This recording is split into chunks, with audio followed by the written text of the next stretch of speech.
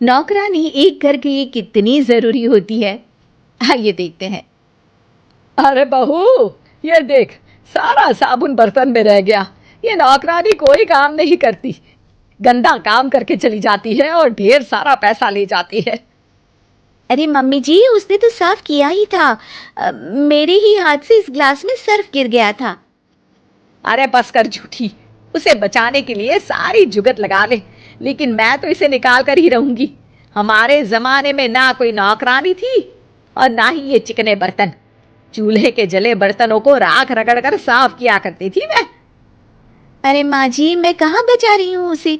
और वैसे भी आजकल नौकरानी जरूरत नहीं, स्टेटस सिंबल बन गया है। अब आप बताओ, मैं मुन्ना को नीचे घुमाने ले जाऊं तो लोगों से क्या बोलूं? झाड़ू पोछा खुद लगा रही हूँ। लोग सीधा यही पूछते हैं कि कौन सी नौकरानी काम कर रही है तेरे घर पर। अरे बस कर, ये भी कोई बात होती है? मम्मी जी, आप नहीं समझेंगी। शाम को नौकरानी घर आकर काम कर ही रही होती है कि सास को कहती है, माँ जी, एक बात बोलूं, बुरा न मानना। अरे वैसे तो मुझे तेरी शक्ल ही पसंद नहीं है, बात क्या खाक पसंद आएगी।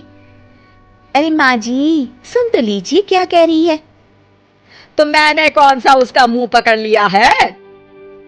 अरे माँ जी, वो लाल साड़ी पहनती हो ना पहना करो। सास का गुस्सा अब तो सातवें आसमान पर होता है। अरे वाह जी वाह, क्यों ना पहना करूं? और तू होती कौन है ये बताने वाली कि मैं क्या पहनूं क्या ना पहनूं? अरे माँ जी, पूरी बात तो सुन लो, वो बोलना क्या चाह रही है। अरे बुरा न मानो आंटी जी। अरे कौन है आंटी? अपनी उम्र देखी है तूने? 2-4 साल ही छोटी होगी मुझसे और मुझे आंटी बोल रही है।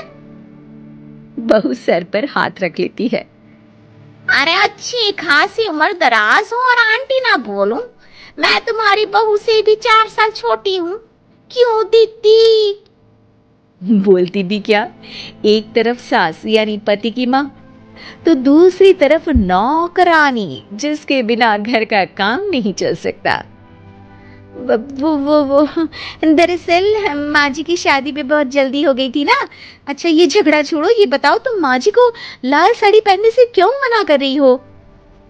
वो ना, इनकी उम्र की सारी औरतें सोसाइटी में इनके लिए बात करती हैं कि तुम्हारी सास बुढ़ी घोड़ी लाल लगाम है। बहू को ये सुनकर गुस्सा आ जाता है। अरे वाह वाह, कौन बोलता है जी? खुद क्या है यहाँ की औरतें, बाल सफेद लेकिन टाइट जींस और कोई कुछ भी पहने।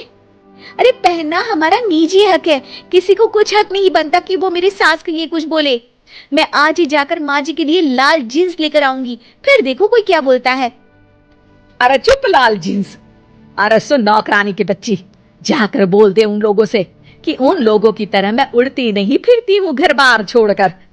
अपने बच्चों और नाती पोतों में मन लगाती हूँ, ना कि सारा दिन ताश के पत्तों में आग गड़ाकर 3 पत्ती खेलूं।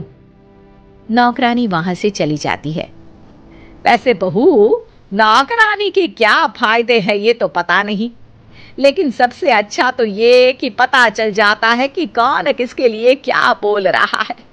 सोसाइटी में तेरा नौकरानी रखने का इरादा बिल्कुल ठीक था। अगले दिन उन लोगों के घर की बेल बजती है। बहू दरवाजा खोलती है कि सामने कुछ औरतें खड़ी होती हैं।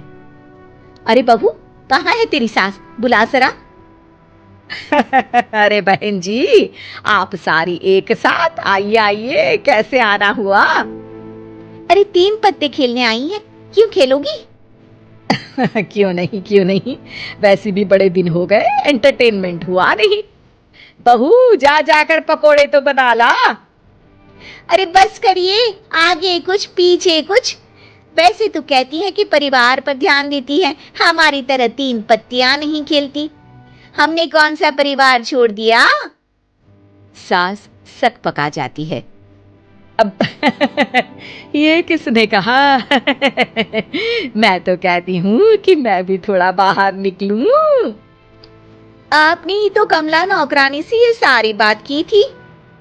सास और बहू को अब सारी कहानी समझ आ जाती है कि सोसाइटी की औरतें क्यों भड़क रही हैं। माफ करिए आंटी, मैं छोटी हूँ लेकिन फिर भी पहले तो आप लोगों ने माँ की लाल साड़ी का मजाक उड़ाया था ना। हाँ हाँ उड़ाया था, लेकिन उससे पहले तो तुम लोगों ने हमारी जीन्स के बारे में बात की थी। अरे क्यों ना पहने हम जीन्स, तुम्हारे पैसों की थोड़ी ना है। सास और बहू सर पकड़कर बैठ जाती है। देखा बहू, ये खेल कर गई तेरी नौकरानी। यहाँ की बात वहां तो वहां की बात यहाँ। दोनों किसी तरह औरतों को समझा बुझाकर घर भेजती है और कसम खाती है कि नौकरानी को नौकरानी ही रहने देंगी।